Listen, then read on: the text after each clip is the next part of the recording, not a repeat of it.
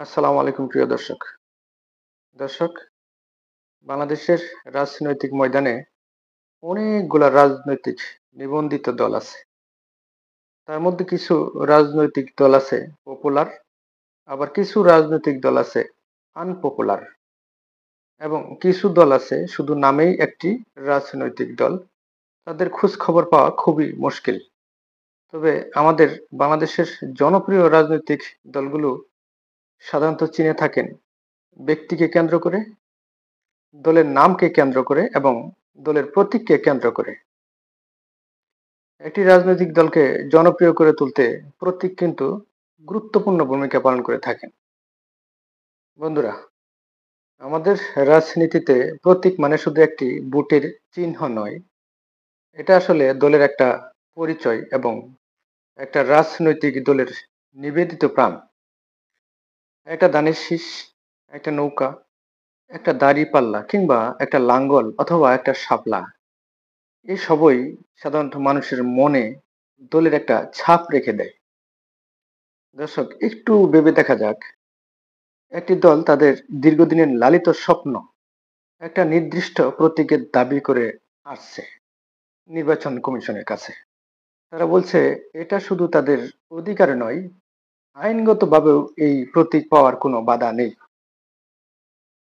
কিন্তু তারপরও নির্বাচন কমিশনের দিক থেকে দেখা যাচ্ছে এক ধরনের টালবাহানা, এক ধরনের ধোঁয়াশা। দলটির নেতারা প্রশ্ন তুলেছেন, কেন প্রতীক দেওয়ার মতো একটি সহজ বিষয় নিয়ে এত দেরি বা অস্পষ্টতা?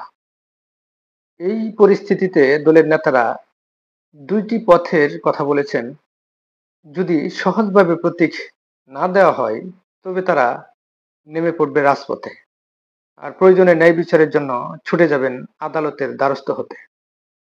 তাদের বক্তব্যে স্পষ্টভাবে উঠে এসেছে যে খুব, আবার একই সঙ্গে আশা যে নির্বাচন কমিশন হয়তো শেষ পর্যন্ত সুবিচার করবে, স্বচ্ছতা বজায় রাখবে।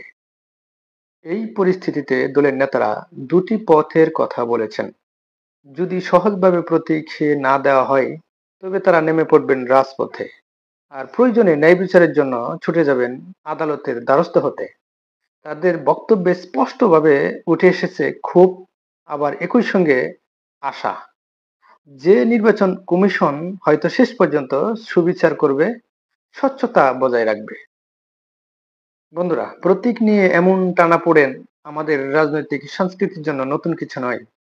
কিন্তু প্রতিবারে প্রশ্ন থেকে যায়, কোনো অদৃশ্য শক্তি কি কাজ করছে, নাকি এটাই আমাদের গণতান্ত্রিক বাস্তবতা, যেখানে ন্যায্য পাওনাটা আদায় করতে হয় আন্দোলন বা মামলার মাধ্যমে?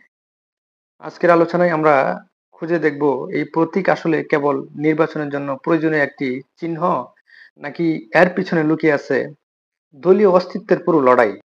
দর্শকবৃন্দ, আমি এখন যে তথ্যগুলো আপনাদের সামনে আনছি তা প্রকাশ করেছে দৈনিক যুগান্তর পত্রিকা।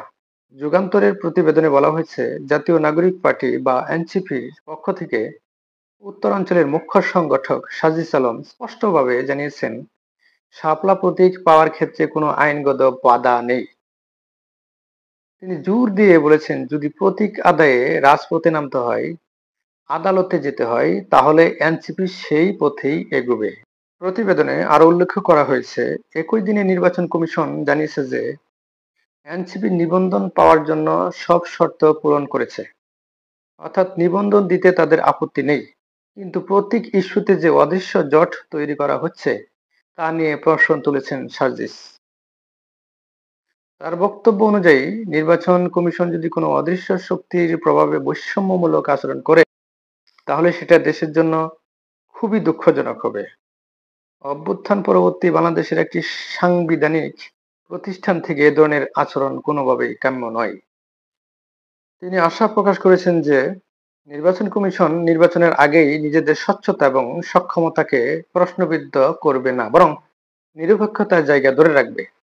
বন্ধুরা, যুগান্তরের এই প্রতিবেদনের মূল কথা হলো, একটি দল যখন তার প্রতীক চাইছে, তখন সেটিকে ঘিরে তৈরি হওয়া অনিশ্চয়তা শুধু দলটির জন্য নয়, গোটা রাজনৈতিক পরিবেশের জন্যই নেতিবাচক প্রভাব ফেলতে পারে।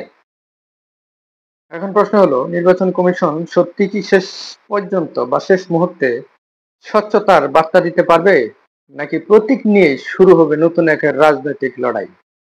দর্শক, এখানেই আমার আলোচনা শেষ করতে যাচ্ছি। লাইক করবেন, শেয়ার করে অন্যকে দেখার সুযোগ করে দিবেন, কমেন্ট করবেন এবং চ্যানেলটি সাবস্ক্রাইব করে দিবেন। আসসালামু আলাইকুম, খোদা হাফেজ।